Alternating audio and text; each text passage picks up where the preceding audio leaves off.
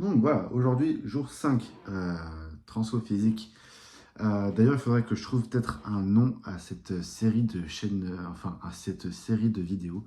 Bref, à l'heure où je vous tourne ce début de vidéo, il est 20h47. Ouais, c'est ça, 20h47. À l'heure où je vous tourne cette vidéo, là, je m'apprête à partir à la salle. Je suis rentré du boulot vers 18h30 à peu près. Donc ça fait ouais, 2h15 que je suis rentré du boulot. Mais là, je repars au boulot. On est le vendredi 24 janvier. Et j'ai attendu aussi longtemps. Pourquoi? Parce que demain, évidemment, c'est le week-end. Donc c'est-à-dire que je peux me lever beaucoup plus tard que d'habitude. D'habitude, je me lève à 7h. Ouais, 7h10, 7h15 à peu près. Pour aller au boulot. Mais vu que le week-end, je travaille pas, c'est-à-dire que là, je peux aller à la salle beaucoup plus tard. Et vu que ma salle ferme à 23h, j'y vais pour 21h30 à peu près. 21h30, 21h40. Comme ça, vraiment, je suis à la fermeture. Comme ça, je peux aller à la salle tranquille, sans qu'il y ait trop de monde, que je puisse bien enchaîner les machines. Du coup, voilà. Ouais, ce matin, je vous ai fait des petites images, mais j'ai regardé la demi-finale de l'US Open, non, de l'Australian Open entre Yannick Sinner et Ben Shelton.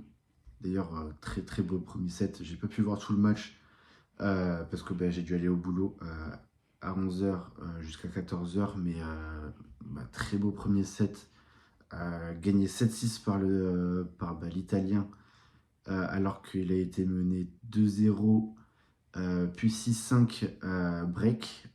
Il a dû débreaker à 6-5, du coup faire 6-6, puis gagner le tie-break. Bref, magnifique.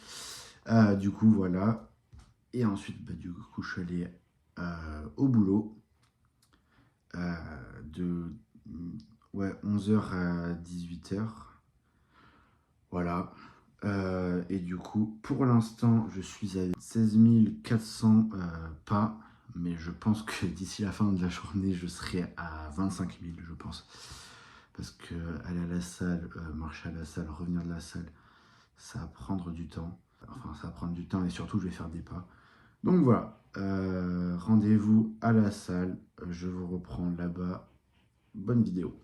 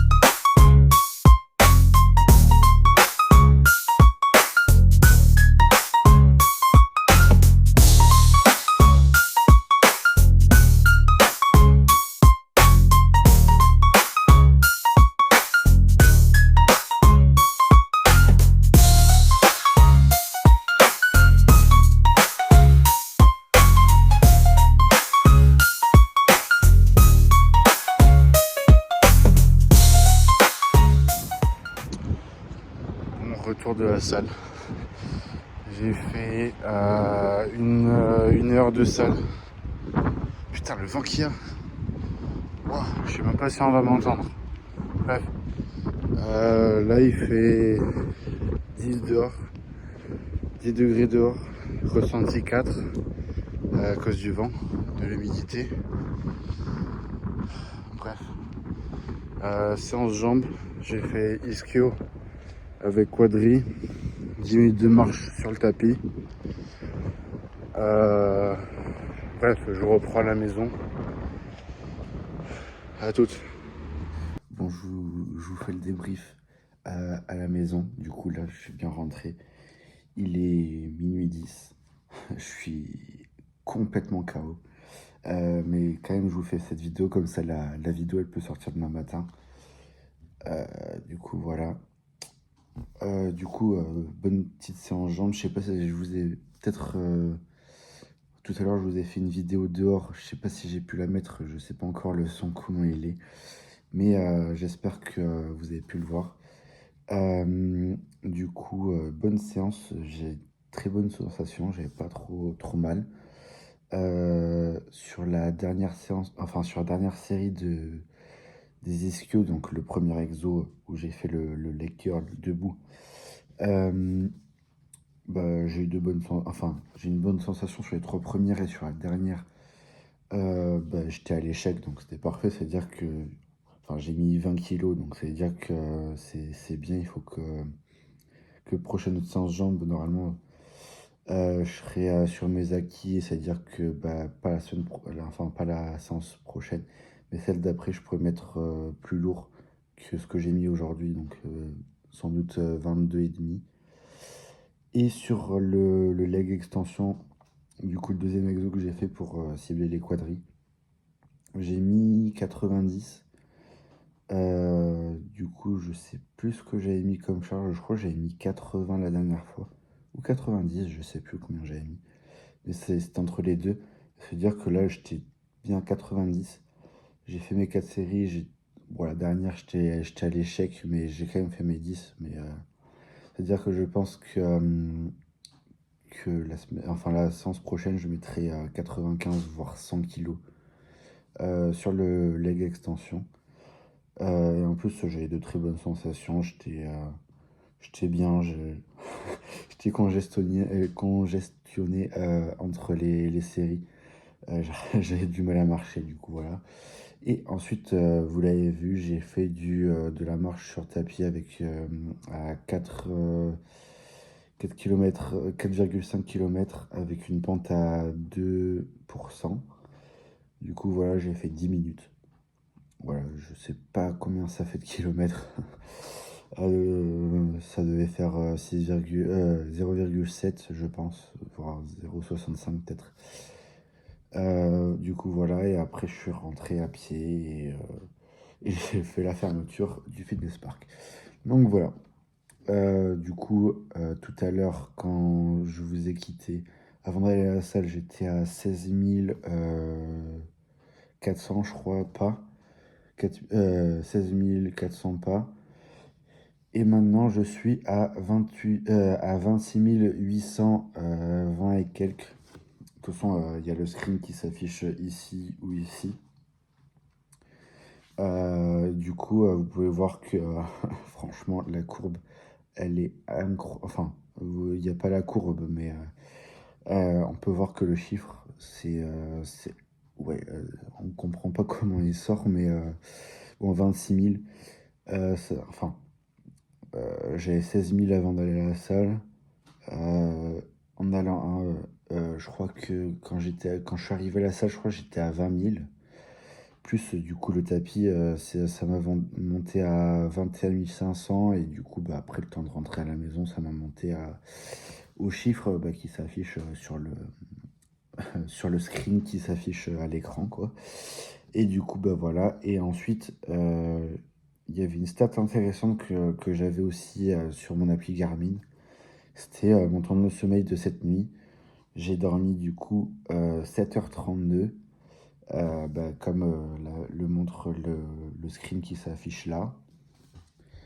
Bah, de toute façon, vous avez le descriptif du temps de sommeil enfin, je sais plus quoi. Ah oui, sommeil paradoxal, sommeil profond, sommeil léger, etc., etc. De toute façon, vous avez le détail là, donc je vais pas le faire parce que je me rappelle plus des chiffres. Et vous pouvez le regarder. Et ensuite, il y a aussi l'heure de coucher. Du coup, je me suis couché à 23h30, endormi à 23h30 et levé à 7h10. Comme vous voyez, je vous avais dit tout à l'heure que je me levais vers 7h10, 7h15. Du coup, voilà. Et du coup, bah, ça fait environ 7h30 de sommeil avec quelques euh, levées, même si je pense que ça devait être des changements de position durant la nuit. Parce que moi je dors sur le côté. Du coup, ça doit être un passage du côté gauche au côté droit ou du côté droit au côté gauche. Et on voit aussi dans la courbe qu'il y a, enfin, ils sont assez fréquents, enfin assez rapprochés. Donc ça veut dire que ça doit être au milieu de la nuit, que ça veut dire que j'ai vraiment deux blocs de sommeil. Donc c'est pas mal. C'est-à-dire que Enfin, mon sommeil a plutôt été réparateur. C'est pas comme si j'avais des traits partout de réveil. Donc, ça veut dire que finalement, j'étais fatigué, que je me suis reposé. Du coup, voilà. Donc, c'est pas très. Enfin, c'est pas inquiétant, quoi. Et du coup, après, j'ai photographié mon repas de ce soir. C'était plus un dessert. Ouais, j'ai mis fromage blanc, je crois que c'était du 3,4 ou du 4% de matière grasse.